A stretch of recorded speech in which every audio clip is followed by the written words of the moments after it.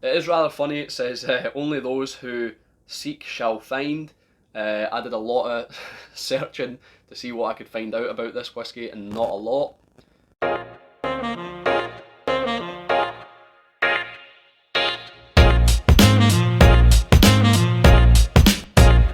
Hello and welcome to Whisky Whims with me, Stuart.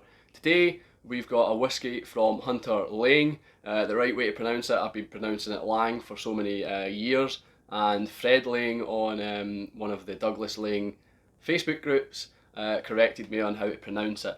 So it is Laing and not Lang. Anyway, we have Scarabus, which is a 46% ABV whisky, non-chill filtered, no added colouring, and it's distilled on Islay. Pretty much all we know about it. It doesn't say whether it was matured in Islay, it doesn't say whether the barley comes from Islay, whether it comes from the mainland, England, basically anywhere, and it doesn't say whether the peat's from Islay, mainland, or anywhere. So not got a lot of details on there, but it's not like they're saying it's 100% Islay or anything like that, or it's all from Islay. They've just put on the bottle that it is distilled on Islay. So basically that's all we know. We don't know too much about it. It kind of has for me, a compass box look to it. The design, very sleek, very their style. So, but without the price tag, I picked this up for £35. I know you can buy it on Master and Malt for £38, and I've seen it as low as £30. So I'd probably say it retails between £30 and £40. So it's not too bad, not a lot for a whisky, but it is non-age statement, and like I said, we don't really know much more than what I've already told. So I suppose it's not really about that, though it is about the whisky, so we'll get down to the tasting notes and see if it's a whisky win or a whisky bin. So the nose is smoked fish with like a lemon juice through it, or a lemon slice on top. It's not like fishy, it's just smoked fish, if that makes sense, like a white fish or something. Not too fishy, but more lemony and more smoky. It's briny, it's oily, there's a sweet peat smoke. Sea salted bacon cooking on oil, if that makes sense. Basically just salted bacon, but I want to add sea salt because it's an Islay. So it's like salted bacon just cooking in a puddle of oil and it's splitting up. That's what I can smell. Some vanilla and possibly mint. There's like an herbal, almost grassy herbal kind of scent. So I think that is mint, and that's what I'm going to go with. Quite a lot going on in the palate. The nose, quite complex, quite full bodied, quite pungent. The palate.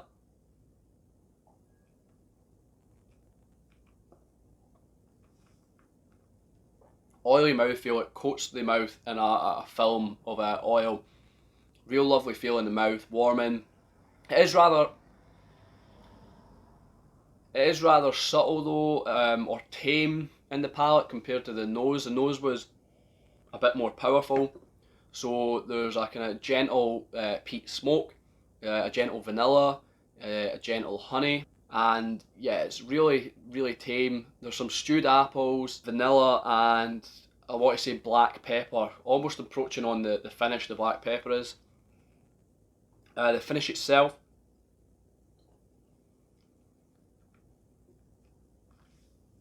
the finish is rather fleeting. I don't think it lasts that long. Although we've got that oily, creamy mouthfeel, it's still quite, well, like I said, tame. It's almost watery. I don't want to say it's watery, but it's almost watery in the finish. That it doesn't last long that way inclined. There's cloves, a little bit of smoke, and there's something caramel, creamy vanilla sauce or something like that. Salted caramel and vanilla cream or something, just all mangled together, all mixed up together into one lovely sweet basically mixture.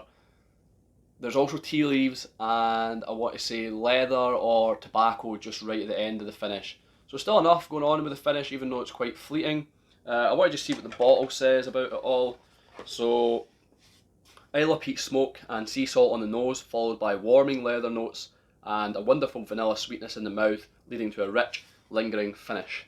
So I don't think it's a lingering finish. Rather funny, it says, only those who seek shall find. I did a lot of searching to see what I could find out about this whisky, and not a lot. I think it could be Kalila, possibly. It would be good to get more details, maybe not about the distillery, but about the cask type. I think it's bourbon, but it'd be good to know if it was matured on mainland, if it was matured on Islay, where the barley was from, blah blah blah. It'd be good just to have a little bit more transparency, but it's still a good white whisky. I was going to say wine for some reason. I don't drink wine. Is it worth it? £35 I picked it up. I think it's worth it, definitely. Would I buy it again? For sure, at that price, definitely it's worth it. It's one, almost like Ardbeg 10, to have it in your rotation constantly, in your whisky selection constantly.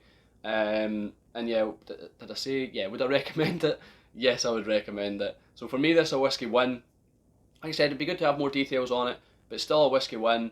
It's still a great whisky, and I do think you should try it. That's it. Thanks for watching. I've been Stuart. This has been Whisky Whims. I'll see you later.